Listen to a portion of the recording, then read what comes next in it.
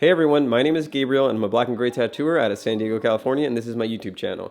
So today I have a video that I'm really excited about, which is going to be on how I make my stencils. That's something that's highly recommended by you guys, and I'm excited to finally put that video together. So if you're excited to watch it, go ahead and stay tuned, and for right now, let's go ahead and roll that intro.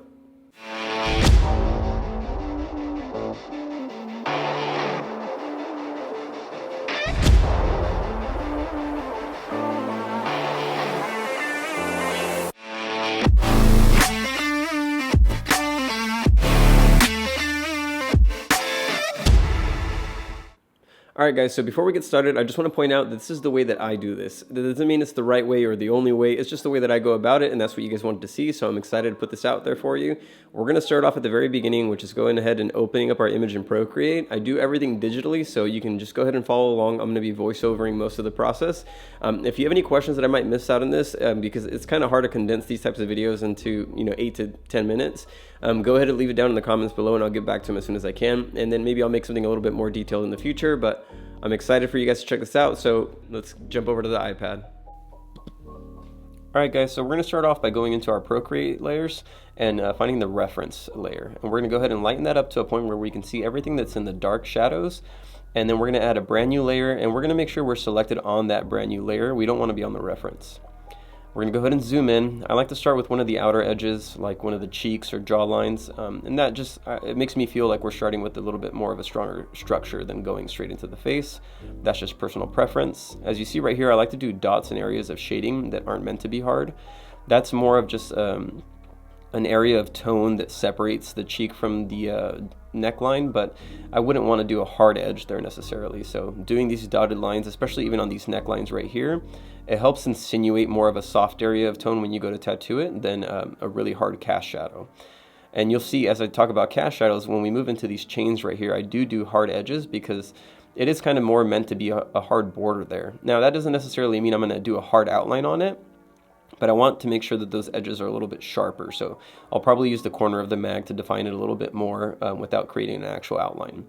And that's just going to help with creating that realistic cast shadow look. Going into the rest of the face, those dotted lines also work for curved areas. So I use it for nostrils, I use it for eyes.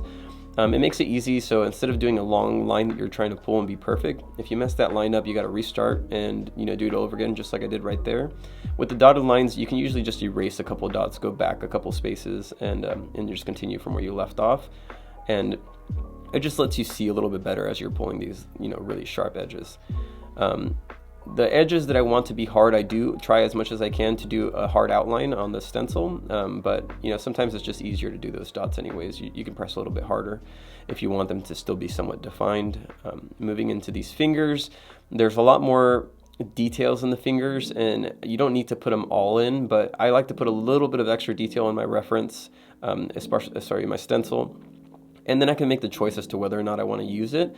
But what I don't want to do is just kind of wing it. I rather have the information there and choose to use it or not use it than to try to squint at an image as I'm actually tattooing it and try to make sense of it in the moment. Especially if you're tired already or if you've been tattooing for a while, that can get a lot harder to work that way, and it could slow you down potentially. So it's just one more of those steps to do ahead of time, just like in the gray wash video that I put out. I'll link that up somewhere up here. But you want to just get as much of the information into the reference or into the stencil ahead of time, and that way when you go to actually tattoo, you've set as many things in place as possible to make it easier for you. The one thing that people mess up with hands, and if you always hear about hands being hard to tattoo or draw, a lot of it comes down to tones. People will overdo tones in the light areas or underdo tones in the shadows, or they will, make the hands or in the fingers a little bit wider than they need to be. And try to make sure when you're tattooing that you're trying to go down those center lines as much as possible. One of the things I like to do with eyes is I'll actually outline the inner border, so the thickness of the line just outlines the outer edge of that line, of the eye, and that way when I tattoo that, I'm making sure that I'm not making it any wider. In fact, that going right over that outline and making sure that outline is the outer edge of the eye, that tends to keep them as true to size as possible. So now moving on to these fingers, again, I just want to make sure I'm getting all these shadows and these highlighted areas. I know that they seem pretty complex and they might seem busy for a stencil, but this is actually a pretty tame stencil for me. The image is pretty simplified. There's a lot of lights and darks and really heavy areas of contrast, just like these eyes right here. this core shadow is definitely important to make sure you kind of get there. And again, I'm doing it in a dotted line to make sure when I tattoo it, I don't do a really hard edge on it. And also with this mustache, you know, it's easy to want to try to find hairs there and trace hairs, but that's not what you see in the reference. And the most important thing is, if it makes sense in the reference, is to just tattoo it that way. When you start fabricating shapes and stuff is when you start running into things that just don't look real, you know. So trying to make sure you trace these outlines down the middle is important. Trying to make sure we add these, you know, definitive areas of shading, and these areas of highlights are going to help with that photorealism. If you don't see a shape, just don't tattoo it. If it's something that you just don't see because it's in the shadows so much, I mean, just don't try to fabricate it, because that's where you end up, you know, just making something look wrong. So yeah, we're going to go ahead and try to get as many of these creases as we can. That helps a lot with the texture of the hands in the sense of making them feel real. And you know, from here it gets a little bit repetitive. We'll speed through a little bit of the process, but there's a couple other things I want to point out. We're going to go ahead and move over to the eyes in a second. There are some areas right here where you can see shadows in shadows, and I'm going to define those areas. And also these outside edges of the hands, you know, there are a little bit thicker fingers than it looks there, but what's important is to just tattoo the shadows that are there. And what I'll do is I'll keep that soft edge, this one that I'm tracing right here, I'll keep that softer. So again, I'll mag it, I won't outline it, and that way it makes sense with the shadows. You can kind of see that the palm on this left hand right here has a little bit of an area that's, you know, not as apparent right from the get-go. So I might make that a little bit lighter. Moving into these eyes, this area is pretty black, so don't let that, you know, confuse you. That area is black. I'm going to fill that in black, you know, and a lot of this tattooing is going to be done with black. So I'm going to define these areas, but I want to make sure I capture these eyelashes, and the shape of the eye is subtle, but I want to make sure I capture that round eye part right in the center. And you know, it's really important. Again, I'm not going to outline these sharp areas. I'm going to go ahead and just, if anything, I'll use the outer edge of the mag, but I just want that contrast different. I want it to be black when I tattoo that right there. I'm going to make sure I try to get these eyelashes also, these little shadows. I'm not going to tattoo those with black. I don't want to make them look like mascaraed eyelashes. So most likely I'll whip them with like a round shader and a slightly brighter tone, like maybe like a half cap of black or something like that. So now moving on to this forehead, you know, you can kind of tell the areas of dark versus of like medium dark and, you know, lighter areas, and it's not too hard to follow with this example. But if you wanted to maybe make it a little bit more definitive, you can look into Photoshop. I think it's called posterizing, and it's an adjustment that you can do in Photoshop that you can add layers to your shadows in a way that you can really simplify them, and it'll group your shadows. So if you want to check whether or not you're highlighting an area that's, you know, all the same tone, that's a good way to reference it. I wouldn't use that to tattoo with, but it's a good way to check your stencil a little bit. You don't want to rely on that, because while it's a good tool, you know, you want to be able to look at a photo and make sense of it. And so what you saw right there is I just redarkened up the stencil, and that's going to help me start getting into those really light areas and defining those final areas of shading. If you notice right there, I did the one piece of the finger that I couldn't see as well when it was lightened up. And so darkening that reference and coming back into these light tones, it really makes a huge difference as far as making sure that I can get those details that are in the lights, now that I took the time to get the details in the darks. Now, the rest of it is just going to be, you know, giving everything a once over. Again, these rings, I don't need to get every detail, just the insinuation of what's there.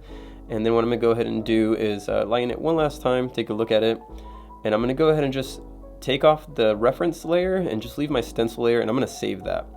Now, this is the one part that I'm probably a little bit less efficient by doing it the way that I do. I could just totally print my stencil from the actual, you know, Procreate app or from one of the brother printer apps. But I like to actually airdrop the stencil after I save it as a JPEG. I like to airdrop it to my MacBook Pro, and I'll open it up in Photoshop. So once I open up that reference in Photoshop, what I'm going to go ahead and do is, you know, if you notice right before I saved it, I did save a couple different layers of the stencil over each other, and that made it a little bit darker. But if I didn't do it in the Procreate app, I could do that right now in Photoshop. And from right here, all I'm going to do is go ahead and come over to the file print, and I will find that percentage that I feel is right. You know, that's the nice thing is with Photoshop, I can be very specific about the percentage I want to print it at. I can flip it, I can resize it, I can, you know, stretch or skew the image if I actually needed to. So I just like doing it this way.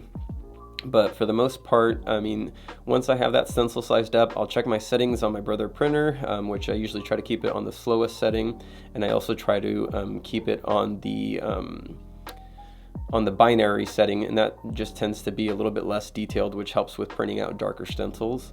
And then I'll just go ahead and print once I'm ready. So now these Brother printer machines, they're not as efficient as like, you know, an old Thermofax machine like a 3M when it comes to maximizing a sheet of stencil paper. But for the most part, I have one client a day, I charge a lot, and you know, that person is expecting high quality. And that doesn't mean that being more efficient with my stencil paper wouldn't be high quality, but being efficient with my time kind of is. So instead of taking my time to manually trace out by hand several stencils or cut little shapes out so I can save the stencil paper for another, you know, stencil I need to print, I just use about a sheet per portrait. My portraits usually end up filling up an entire page anyways. Now moving on, when it comes to putting on the stencil, I love using different brands, but Stencil Anchored is a really good one. I used it for years. I haven't used it in a while because I ran out, but I've been using Stencil stuff. That works just fine. The biggest thing is putting on an amount that is gonna be not overwhelming to the paper where it's gonna smear it. So, you know, putting a nice layer on it, but not caking it on. And then you wanna, more importantly, let it dry until it gets to a tacky consistency. What you don't want is put it on while it's slopping wet, because it could smear your stencil paper and smearing the stencil and just messing everything up for you. So I like to get it to a point where it's pretty tacky, and then I'll place my stencil on down the center line of it. And then what I'll do is I'll grab some paper towels and I'll wrap the paper towels around the main part, which would be the face, so the eyes, the nose, the mouth, and I'll wrap it around the actual image. And what that does is, if you've ever wrapped a stencil and pressed on one part and it had lifted off another part of that stencil and you try to flatten that part down, you end up double stamping the stencil a lot. So that's a little tip and trick that I have for when I put on my stencils. And then from that point on, you know, it's just gonna end up be making sure you peel it off smooth and not, you know, smearing the paper as you're peeling it off.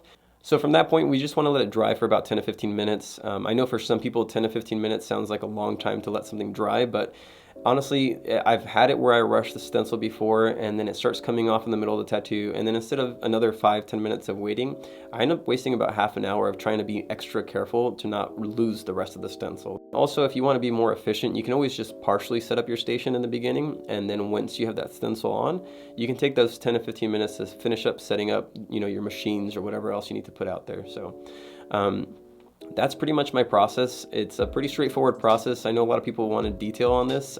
There's more to it, which I cover in my seminars, but it's kind of hard to do that in one of these, you know, 10 to 15 minute videos. So I hope that was helpful. If you guys have any other questions, go ahead and leave it in the comments down below. Also, I do have some information coming up on the seminars, so I have a video out for that, so make sure you take a look at that. And then besides that, if you like the video, give it a thumbs up. If you have any other questions, leave it in the comments. And if you want to keep track of this type of content, make sure you subscribe. Thank you guys so much for your time, and I hope you guys have a great day. Have a good one.